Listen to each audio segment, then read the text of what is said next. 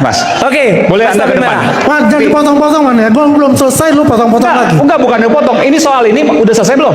Anda jangan marah sama saya. Gua nggak marah. Nah, ini udah selesai belum? Saya berikan kesempatan Anda. Udah selesai. Oke, silakan. Jangan penuh matno, saya bilang. Anda udah selesai belum? Kalau Anda selesai, saya berikan kesempatan. Bukan. Enggak, saya dibilang potong-potong nanti digoreng lagi. Ini udah selesai belum? Kalau belum selesai, saya berikan kesempatan. Silakan. Makanya kan gue Silakan. menjelaskan ini. Gue Oke. menanyakan mana. Bukan Dumato nanti. Silakan. Gue menanyakan mana isunya. Apanya? Ijazahmu asli nggak tadi? Gua bukan Udah tanya itu masalah aja. Respon edit. Yakin. Apakah sudah melakukan uji perbandingan dengan ijazah-ijazah lain yang satu angkatan dengan Pak Jokowi yang lulus pada tahun yang sama? Jadi dia itu ternyata telepon berkali-kali, ya. Itu ingin tanya posisi watermarknya di mana, bosnya di mana, kemudian hologramnya di mana, itu ternyata dalam rangka mau diedit. Oke, Sebenarnya di sini yang memang yang pertama menemukan si Gerhaj Adam itu kan saya, tapi itu sebenarnya cuma buat lelucon aja sebenarnya, kayak cuma buat nanti buat clickbait di dalam konten saya gitu. Micro text orientation shifting. Nanti sebentar saya akan jabarkan, saya sudah dapatkan sumber-sumbernya mengenai micro text orientation shifting.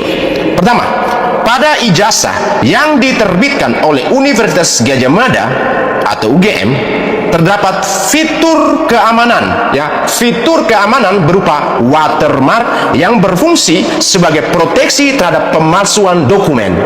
Dapatkan poinnya?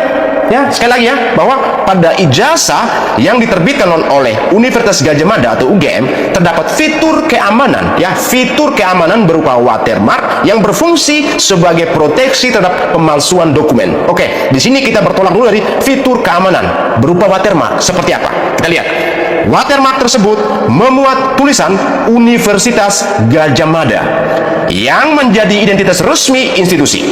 Menariknya, berdasarkan hasil pengamatan terhadap data ijazah yang dianalisis, ditemukan adanya dua variasi posisi dan pola pembacaan watermark. Ingat loh, ditemukan adanya dua variasi posisi dan pola pembacaan watermark. Nah, kita lanjut di bawah.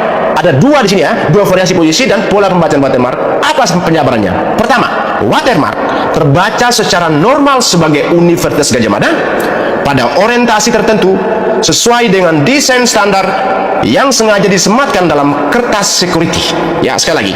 Pertama, watermark terbaca secara normal sebagai Universitas Gadjah Mada pada orientasi tertentu sesuai dengan desain standar yang sengaja disematkan dalam kertas security. Sengaja disematkan, bukan diedit. Paham nggak? Woi, Anda pakai ini siapa pemikiran si topi merah itu? Kemudian apa namanya, glorifikasi gitu. Anda paham nggak ya kayak gini, Roy? Kau paham nggak? Roy? Admin Mosato TV membacakan hasil analisa Roni Teguh yang ditampilkan di akun TikTok milik Roni Teguh. Di sini, fokus pembahasan Roni Teguh adalah tulisan Gadjah Mada yang berubah menjadi Gadaj Adam. Menurut Roni Teguh, tulisan ini wajar karena tulisan yang terlihat terbalik itu adalah bagian dari watermark yang sengaja dibuat untuk pengaman ijazah. Dan berikut, dua hal yang ingin kami soroti dari pernyataan Roni Teguh yang diglorifikasi oleh admin Mosato TV. Pertama, benarkah topi merah menduga ada proses editing hanya karena ada kata yang terbalik, seperti Gadjah Mada berubah menjadi Gadaj Adam? Sengaja disematkan, bukan diedit. Paham nggak, Roy? Berikut, kami akan tampilkan video topi merah di kanal Refli Harun yang tayang pada tanggal 24 April. Perhatikan baik-baik waktunya. Video ini tayang 1 hari, lebih duluan dibanding video Mosato TV yang tayang pada tanggal 25 April. Artinya, apa yang disampaikan topi merah di sini, bukan video tanggapan pada opini Mosato TV dan Roni Teguh, tapi memang pendapat topi merah dari awal. Simak baik-baik. Dulu ya Pak. Oke, disclaimer. Sebenarnya di sini yang memang yang pertama menemukan si Gerhaj Adam itu kan saya, tapi itu sebenarnya cuma buat lelucon aja sebenarnya, kayak cuma buat nanti buat clickbait di dalam konten saya gitu. Nah, saya tuh sebenarnya nggak tahu apakah memang itu disengaja atau enggak, itu kan. Jadi nggak tahu nih, mungkin ada security atau apa gitu kan. Tapi yang paling penting adalah di dalam sebuah citra, nah ada satu objek dan objek itu memiliki garis tepi. Ya. Garis tepi. Saya klarifikasi. Ya. Gadhaj Adam itu ada atau enggak? Ada. Tapi saya nggak tahu apakah itu hasil AI atau hasil memang itu aslinya kayak gitu. Saya di situ bener-bener nggak ngeluarin statement apa-apa. Yang saya pengen tekanin adalah Sorry, itu ada ya? Itu ada. Ada Ya. aja. Tapi Ada. apakah kemudian AI-nya keliru? Apakah UGM-nya keliru? Anda tidak mengeluarkan statement nggak apa-apa? nggak mengeluarkan statement itu. Yang penting ada itu. Yang penting itu ada dan itu lucu lucu menurut saya. Oh, iya, Jadi oke. saya tampilkan di video saya gitu. Iya. Nah, sementara itu fokus utamanya adalah algoritma yang dipresentasikan oleh Pak Rismon, yang Pak Rismon bilangnya itu ini bisa dicoba semua orang kayak Iya. gitu. Nah, karena alasan itu maka saya nyobalah algoritma itu. Oke. Saya benar-benar menyamakan algoritmanya dengan apa yang ditampilkan oleh Pak Rismon. Oke. Nah, ternyata boleh di-share. Gak usah bilang Oke. Pak Rismon aja. Bisa dilihat ya di sini. Ya. Nah, ini teknik yang sama yang digunakan oleh Pak Rismon untuk menampilkan gambar dari ijazah dari Dian Sandi ini. Bisa dilihat di sini untuk gelap terangnya itu mirip ya Pak. Iya. Untuk gelap terangnya mirip sama kayak yang punyanya Pak Rismon. Tapi di sini bisa dilihat kalau misalnya kita zoom, Ya. itu hurufnya itu nggak kelihatan atau hancur. Jadi memang garis tepi dari huruf watermarknya itu sebenarnya harusnya udah nggak ada gitu, udah rusak gitu. Nah, di sini saya agak curiga sebenarnya. Kok bisa ya dengan algoritma yang cuman memainkan cahaya bisa memunculkan pixel menjadi HD gitu. Jadi saya sebenarnya pengen tanya banget ke Pak Rismon, function yang buat enhance pixelnya itu mana kayak gitu. Apakah dia benar-benar memakai kaidah forensik atau memakai editing kayak gitu. Udah menghilangkan source aslinya, padahal beliau ngomongnya itu ini source asli dari Dian Sandi dan bisa direpetisi. Ketika saya repetisi hasilnya berbeda kayak gitu. Seperti itu, Pak.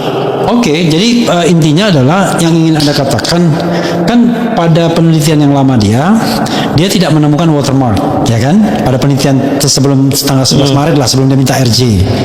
Dan sebagai peneliti profesional yang bergelar doktor katakanlah kan dari Yamaguchi University, ya saya juga bertanya-tanya, kok bisa selalai itu? Dulu tidak menemukan watermark, sekarang menemukan watermark hanya dengan apa tadi? Kira-kira dengan pencahayaan atau apa gitu ya? Tone mapping lah. Oke, Gradient domain bilangnya dia, tapi sama aja tone mapping. Tone mapping, gradient domain, kita yang saya sendiri nggak paham sebenarnya. Tetapi intinya adalah bagi mata orang awam kayak saya ya, dan pakai logika saja. Loh, kalau Anda profesional, kan Anda harusnya lebih tahu dari siapapun bahwa di situ ada watermark.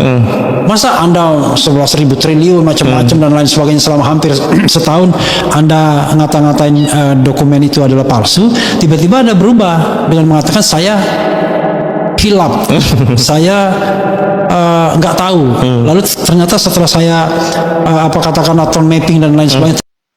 Oke, halo teman-teman semuanya, selamat datang kembali di channel ini, tempat di mana kita akan membedah tuntas beberapa isu politik yang sedang berjalan di negara kita yang kita cintai ini.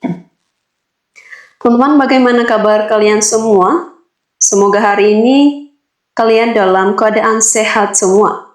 Ya, teman-teman, hari ini kita bahas sesuatu yang benar-benar menggegerkan, sesuatu yang selama ini ditutup-tutupi, disembunyikan rapat-rapat, tapi sekarang akhirnya terbongkar sudah. Teman-teman, benar sekali di video ini semuanya dibuka habis-habisan, di mana Aiman Wicaksono di panggung televisi langsung di depan publik, bawa data baru, bukti nyata, bahkan memanggil orang yang selama ini bekerja di balik layar.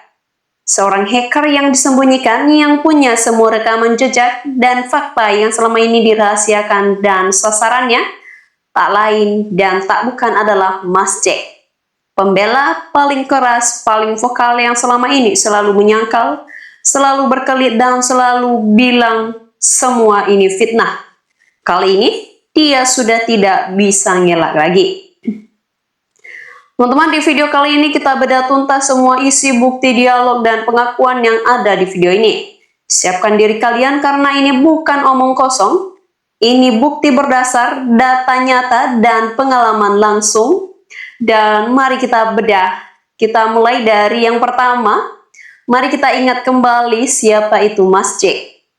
Ya, teman-teman, dia dikenal sebagai pendukung setia, pembela utama, orang yang paling keras suara membela kebijakan, tindakan, dan nama baik keluarga besar politik tertentu, terutama Jokowi, Gibran, dan lingkaran kekuasaannya.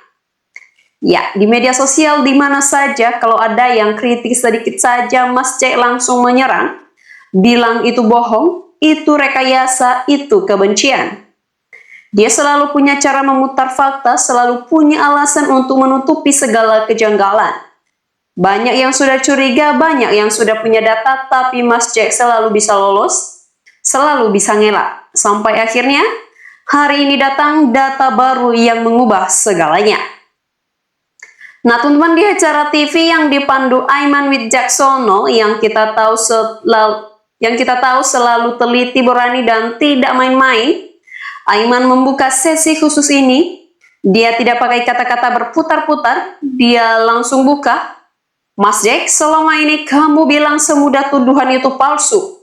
Hari ini saya bawa bukti yang kamu sendiri tidak sangka ada. Dan yang paling luar biasa, Aiman mengundang seseorang yang selama ini tidak pernah muncul, orang yang kerjanya di balik layar, orang yang tahu semua sistem, semua rekam jejak digital.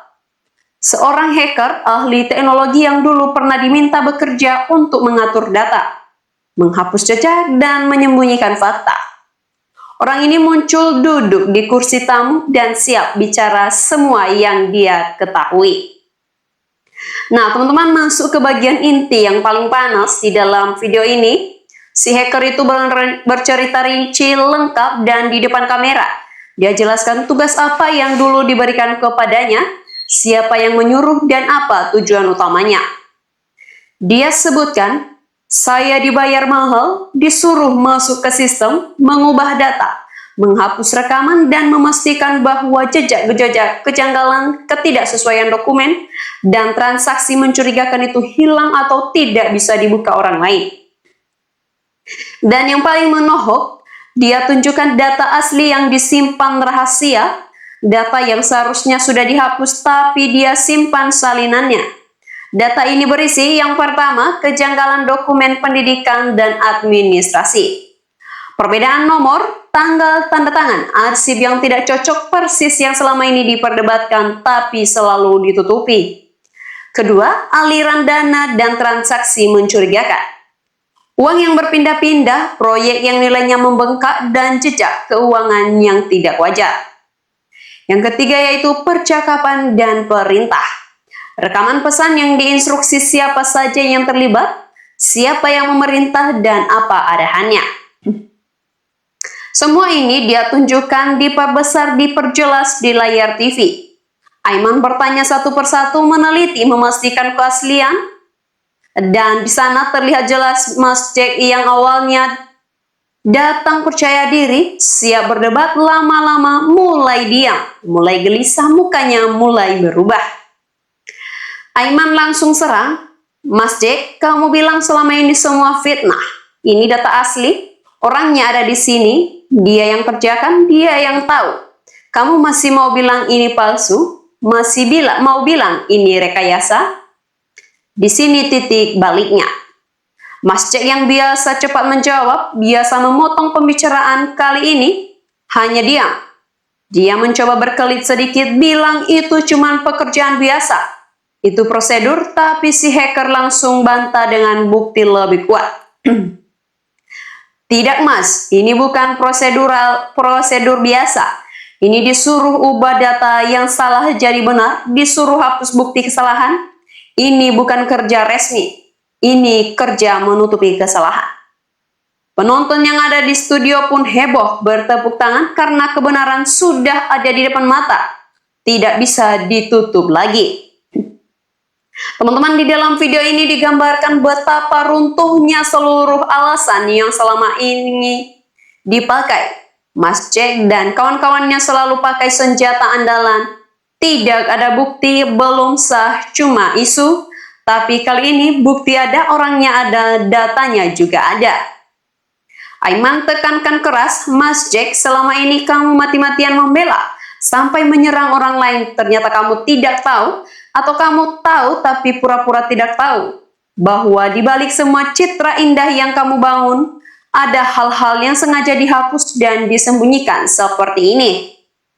Mas Jack mencoba memutar arah pembicaraan, mencoba menyalahkan orang lain, tapi si hacker itu terus menguatkan. Saya bersumpah semua yang saya sampaikan ini benar. Saya siap bertanggung jawab di pengadilan.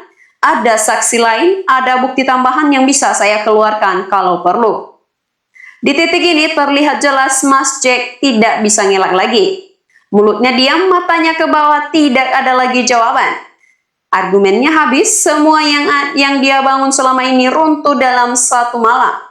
Di satu acara TV itu saja, penonton melihat sendiri, publik melihat sendiri bahwa apa yang dikatakan para kritikus selama ini benar adanya. Dan apa yang dibela Mas Jack selama ini banyak yang ditutupi dan tidak sesuai fakta. Video ini bukan sekedar adu argumen, ini punya makna besar buat kita semua. Ini bukti nyata bahwa tidak ada kebohongan yang bisa tersembunyi selamanya. Sekuat apapun ditutup, semahal apapun dibayar untuk dihapus, sekeras apapun dibela, suatu saat pasti akan muncul orang yang berani bicara, pasti akan muncul data yang terselamatkan, dan kebenaran pasti akan terungkap. Ini juga jadi pelajaran buat kita, jangan mudah percaya pada pembelaan yang keras saja. Jangan mudah terbuai kata-kata manis. Lihat datanya, lihat buktinya, lihat orang yang tahu. Seperti di sini, si hacker yang dulu bekerja untuk menutupi akhirnya sadar dan berani buka semua. Karena dia tahu menyembunyikan kesalahan besar itu bukan kebenaran. Dan yang paling penting, Mas Jack, sosok yang dianggap paling sulit dikalahkan argumennya kali ini kalah telak oleh data dan fakta. Dia diam, dia tak bisa ngelak karena bukti sudah menempel di badan sendiri. Kejadian ini juga akan berdampak besar ke depan. Semua hal yang selama ini diperdebatkan, mulai dokumen, keuangan, kebijakan, semuanya sekarang punya dasar kuat. Orang jadi bertanya, kalau ini saja ditutupi dan diubah, apalagi yang masih disembunyikan dari kita? Jadi teman-teman, ringkasan dari isi video ini, Aiman Wijaksono bawa data baru, undang hacker yang disembunyikan, tunjukkan bukti nyata rekayasa dan penutupan fakta.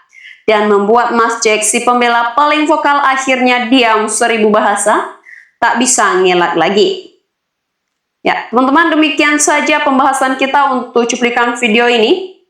Kejadian ini jadi pelajaran mahal, jangan membela hal yang salah karena suatu saat datanya akan muncul dan kamu tidak akan bisa ngelak lagi. Terima kasih sudah menyimak sampai akhir, tetap kritis, tetap cari kebenaran, dan sampai jumpa di pembahasan selanjutnya yang tak kalah seru dan penting. Sampai jumpa.